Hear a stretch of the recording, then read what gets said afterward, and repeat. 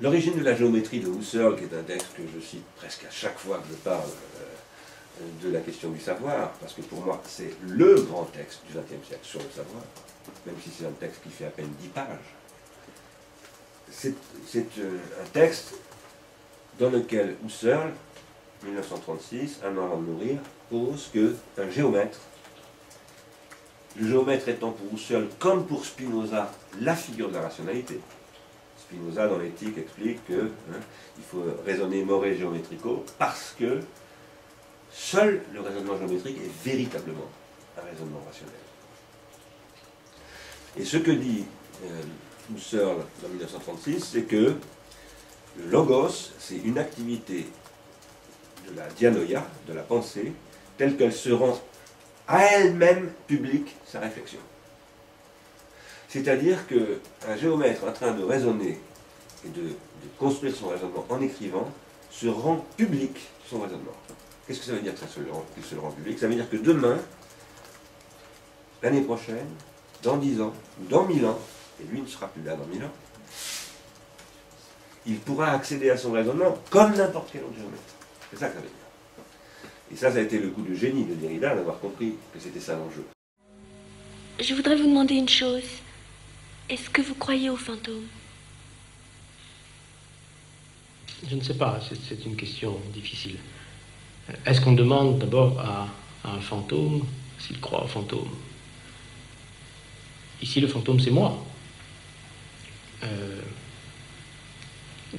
Par contre, Husserl dit dans la crise des sciences européennes, qui est contemporaine, c'est la même année, la publication, que la géométrie, c'est ce qui constitue ce qu'il appelle le nous infini des géomètres.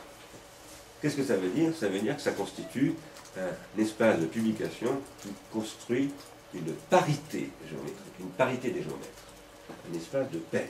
C'est du peer-to-peer alphabétique.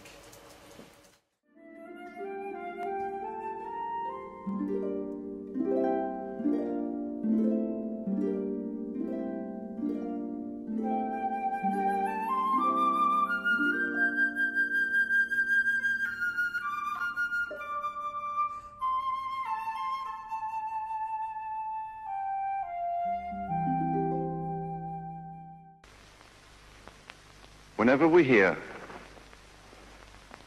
sounds, we are changed. We are no longer the same after having heard certain sounds.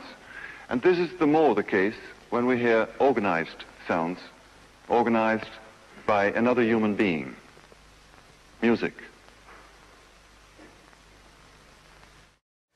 Grosso modo, la rétention primaire, pardon, ce qui la caractérise, c'est de ne pas être une rétention secondaire. Alors, vous allez me dire, avec ça, on est bien avancé. Oui, on est bien avancé si on sait que la rétention secondaire, c'est le souvenir. C'est-à-dire que c'est la mémorisation.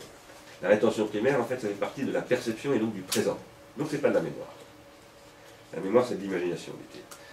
C'est-à-dire que quand on écoute quelqu'un parler, quand on regarde un film, quand on écoute une musique, eh bien en fait, chacun d'entre nous regardant le même film ou écoutant la même personne en train de parler entend quelque chose de différent, parce qu'en fait on n'a pas les mêmes rétentions secondaires, donc on ne sélectionne pas les mêmes choses. Et donc ce que j'ai présenté au départ comme une objection à Husserl, c'était que la rétention en fait est une sélection, pas simplement une rétention.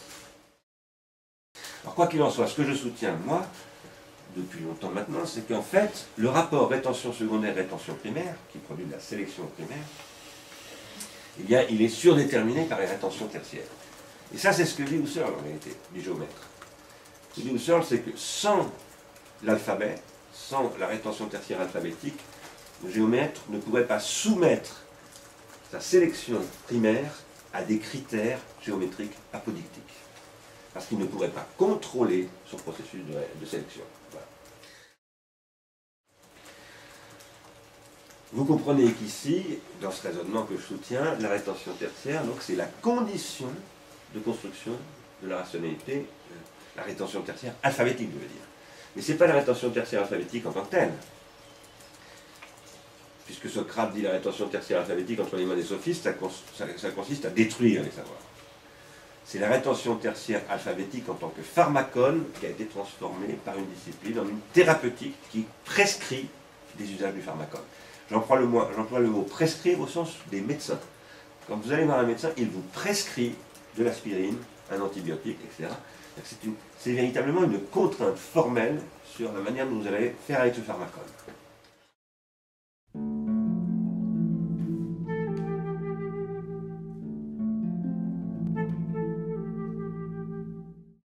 Alors, je ne parlerai donc pas d'ontologie, mais je parlerai de région du logos, pas d'ontologie régionale. Une région du logos, en tant qu'elle est une discipline rationnelle, c'est-à-dire reconnue par le monde académique, hein, c'est ça que j'appelle le monde académique, c'est ce qui reconnaît les disciplines rationnelles. En tout cas, une région du logos, quelle qu'elle soit, est définie par son vocabulaire. Ou si vous préférez, sa sémantique.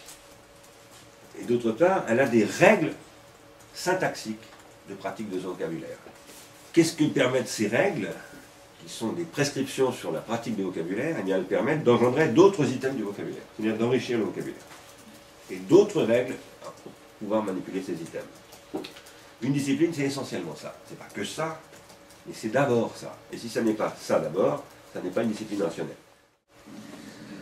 Un tel vocabulaire, c'est ce qui est produit par un processus de catégorisation. Catégoriser logiquement, au sens de selon une région rationnelle du logos, ça veut dire en fait indexer. Moi je soutiens que chaque fois qu'un savant catégorise une expérience, la qualifie, autrement dit, en fait il l'indexe. La catégorisation par indexation, dans un champ rationnel comme dans un champ social, symbolique en général, elle produit ce que j'appelle un processus de transindividuation. Le point de vue que je développe ici, c'est qu'un géomètre, c'est un individu psychique qui se désindividue psychiquement pour s'individuer collectivement. C'est-à-dire que l'individu géométrique, en principe, doit parvenir à s'individuer collectivement en totalité. Je veux dire par là qu'il doit désubjectiver il doit en faire tout de suite des objets intrinsèquement sociaux et collectifs. Nous posons que la catégorisation se produit toujours dans un espace d'individuation collective et jamais un espace d'individuation psychique simplement, sinon c'est une catégorisation, et que ça veut dire que l'individuation psychique devient une individuation collective à travers le processus de catégorisation. C'est pour ça que je parle d'un processus de transindividuation. Et ce que nous soutenons ici, c'est que ça, c'est conditionné par les rétentions tertiaires. Pour pouvoir passer, et ça par contre, c'est Simondon lui-même qui le dit, pour pouvoir passer de l'individu psychique au transindividuel, il faut de la rétention tertiaire. S'il n'y a pas de rétention, enfin, lui n'appelle pas ça de la rétention tertiaire, il appelle ça du support technique. Mais s'il n'y a pas de rétention tertiaire, ce processus ne peut pas se faire. Vous voyez bien que là, je retombe sur ce que je disais au début, à savoir que la rétention tertiaire, comme espace de publication, conditionne les processus d'individuation rationnelle, et là, on a fait la boucle. Voilà, ça c'est la première chose que je voulais vous dire.